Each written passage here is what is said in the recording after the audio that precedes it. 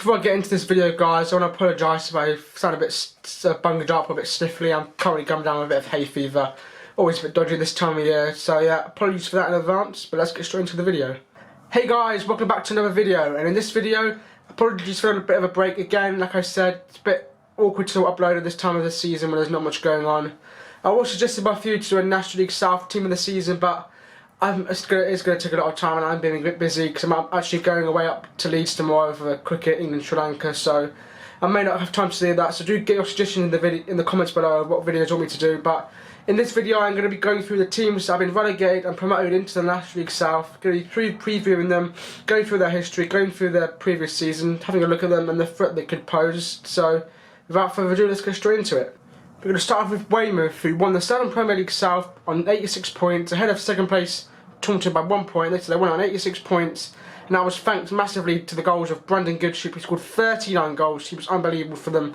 He was a quality player, absolutely brilliant, and he's rightfully got to move up to the Football League, to League One Southend United, so very well deserved for them. And Weymouth, I think, really could pose a big threat next season, even though they have lost their main talisman in Goodship. I think they will invest heavily in getting a better striker in, and I think they could be a dark horse next season, because there's always one promoted team that surprised everyone. You know, last year it was Slough. I think Weymouth it could be this year. So they were founded in 1890. They play at the Bob Lucas Stadium, hold 6,600 capacity with 900 seats, and I believe it used to be an athletics track around it as well. So it used to be an athletics ground. Their manager currently is Mark Mosley, who got them promoted. So he's done a brilliant job there, and they've always been there or thereabouts the last few seasons on the top of the Southern Premier South. So Weymouth, I think, really could be a bit of a threat next season. But let's move on to some of the other players that could be proving a threat next season.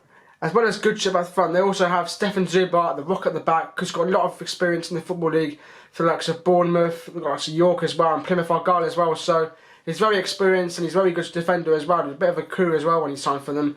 They've also got Abdoulaye Belbaghi, who's played a lot at National South level for Poole, so hopping over just across the Dorset coast to join Weymouth.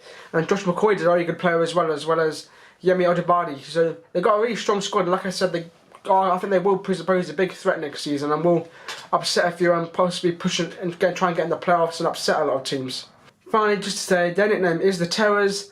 Like I said, I think they'll do really well next season. I think they've got the ability to perform strong. I think they'll comfortably avoid relegation. Obviously, it'll be easy to do so as well, as because there's now only be 2 teams going down from the league next season. So I think they'll pose a big threat for them next season, and I think they will upset a few.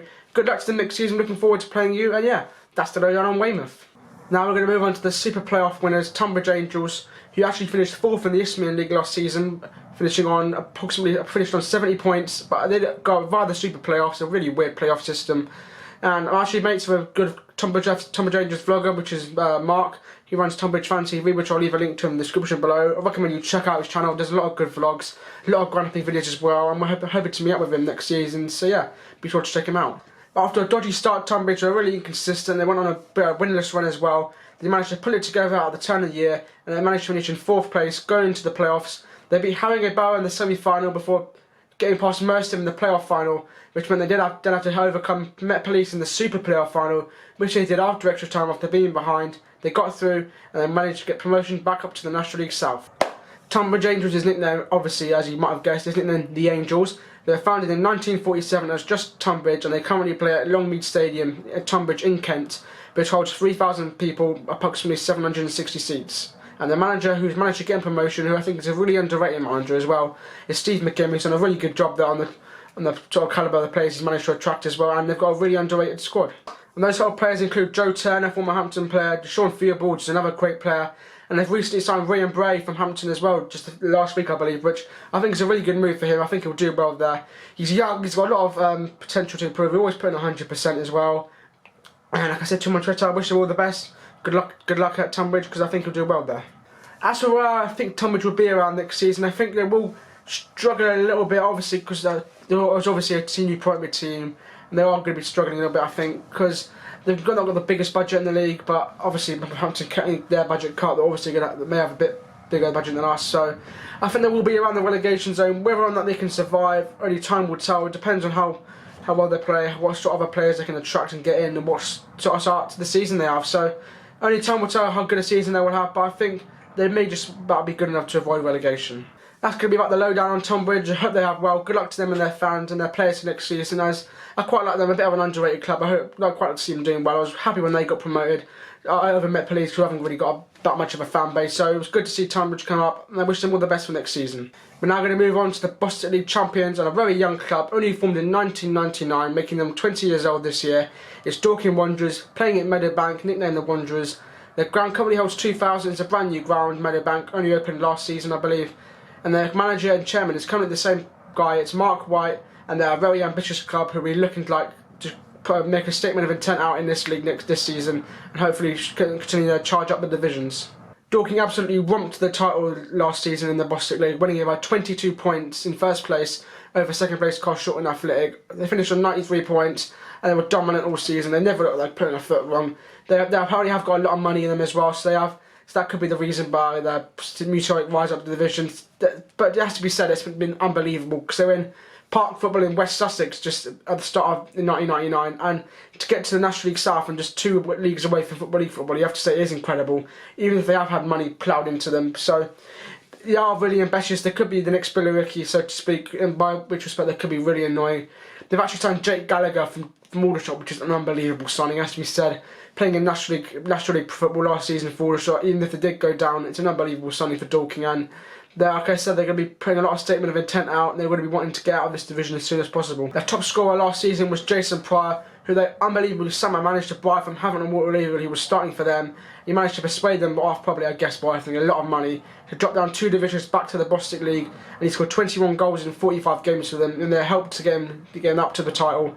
And along with them, they also got Elliot Buchanan, who's very experienced at National South level, played for Chelmsford and Staines and Kingstonian as well. He's very experienced. They've also got Giuseppe Sol, played a lot of games for Woking. Hampton actually signed him from Woking, but he never really got started for us. He was a bit unfit, and so we did get rid of him. He went to Dorking and he's stayed there ever since, and now he's coming back up to the National League South and could be looking to start to take an intent out for himself as well. Finally, just to round things up, I think Dorking are going to have a really good season. I think they will be in the playoffs comfortably because they've got a lot of money, and they've brought us down a lot of high-profile players, like I mentioned, like Jake Gallagher, and I think they will be not going to be messing about. They could be the new Billericay, and I think they will be, and they could be quite annoying to play against, and they could be quite one of those teams that you quite like to hate. So, even though that they could be in that respect quite annoying, I do wish them all the best, like I do with all the other teams in this video.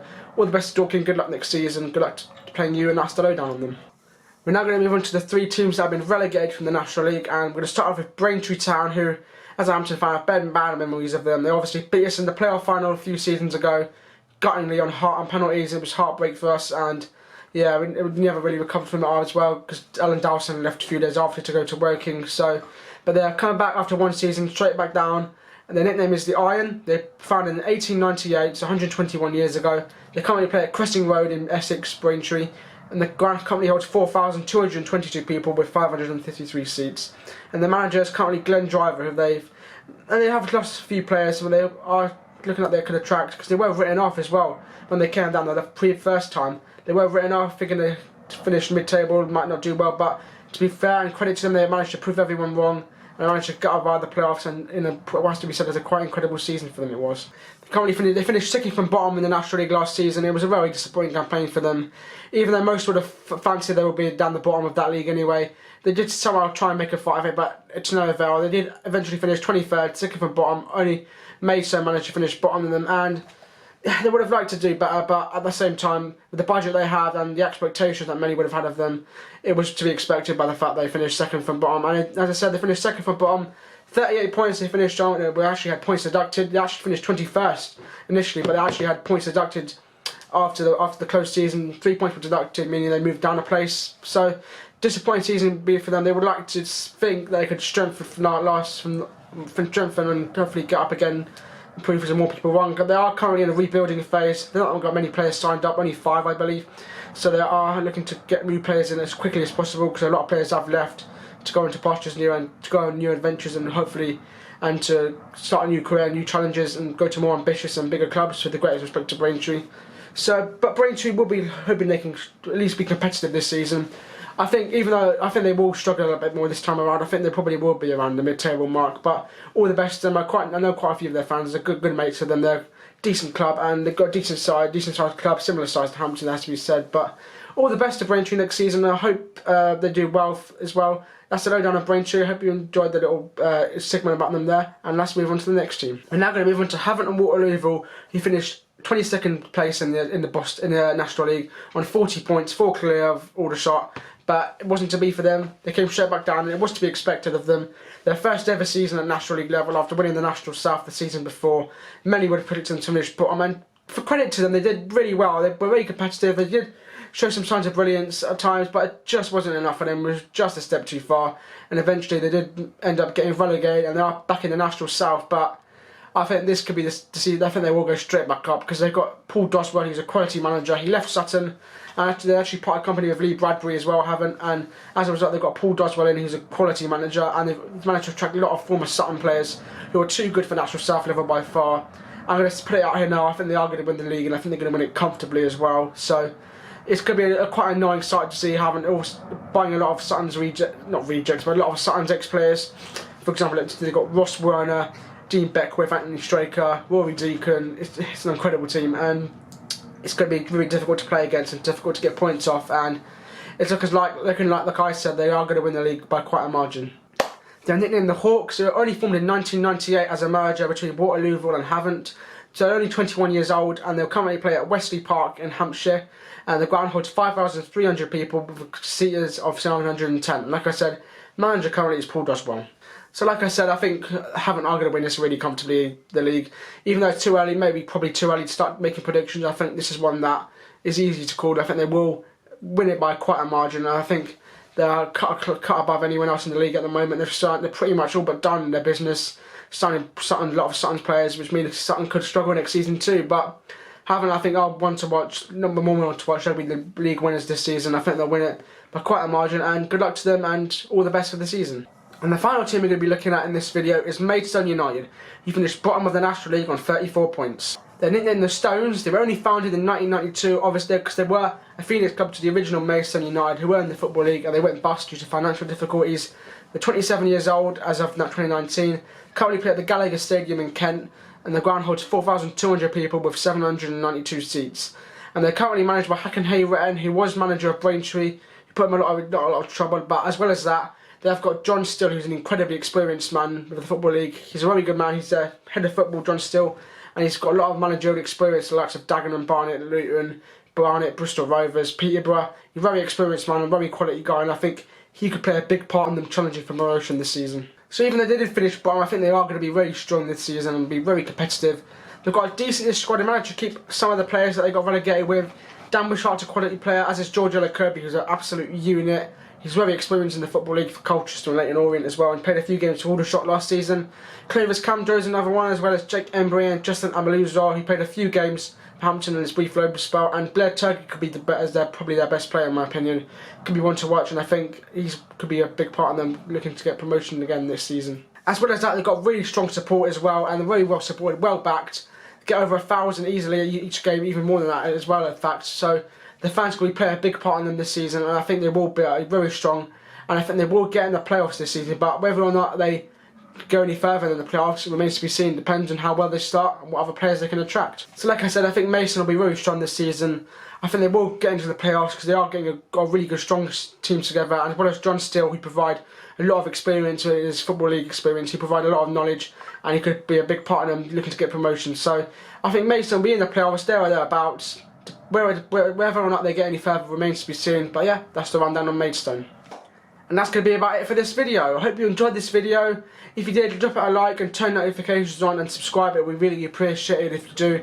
Thank you again for 100 subscribers every week. It means a lot to me. It genuinely means a lot, even though it's not that many.